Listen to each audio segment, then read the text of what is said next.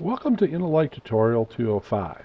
In this tutorial, we will demonstrate how to get a preempt from a different intersection using peer-to-peer so both intersections get the same preempt at the same time. So in our example, we got two intersections, intersection 100 and intersection 101.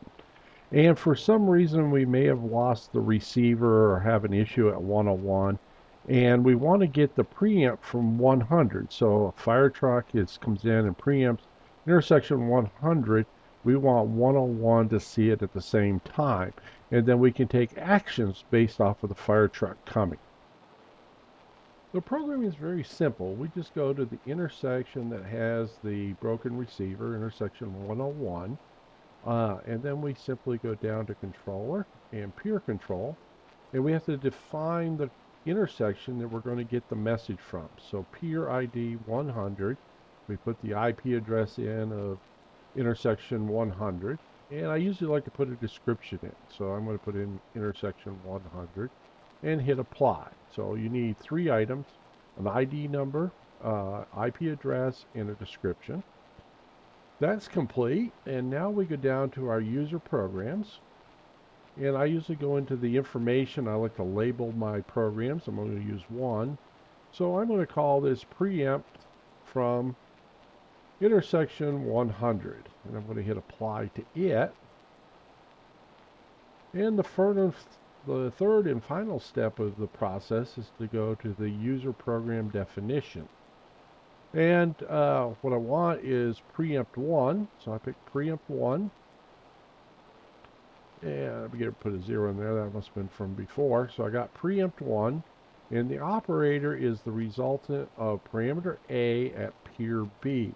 Now parameter A is going to be preempt 1, which is the preempt 1 from intersection 100.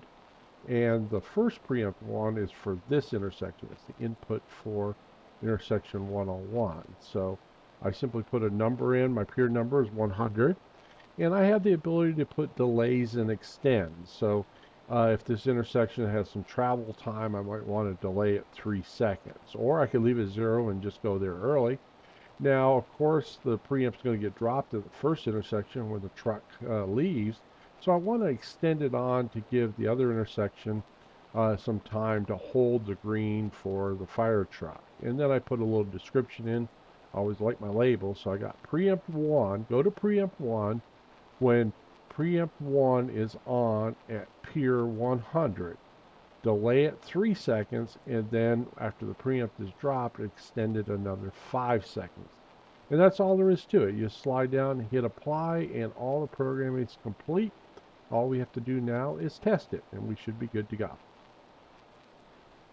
So we're going to test this. We're going to bring up the two intersections in side-by-side windows. Here's intersection 101, which is the guy that is receiving the preempt from 100. So we'll go to preempt status on 101, and we'll click it.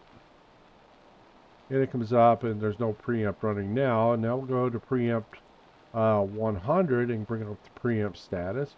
And I'll simply reach over to my test box and flip the preempt switch. So I will check it on. Preempt 1, and 1002, 1003, 1004. So about 3 seconds later, it starts entry on the second one. So there was a 3-second delay. Now we're in dwell. They're both in dwell.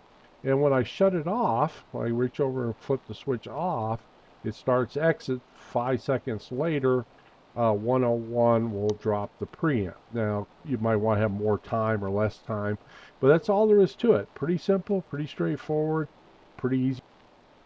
Thank you for watching this tutorial with me. I hope you found it interesting. I think it's pretty cool to be able to take any input from one controller to drive another controller's logic, and it's real easy to do. So out in the field, next time, save the money from replacing those devices and just get it early from the previous intersection. Thanks. Bye.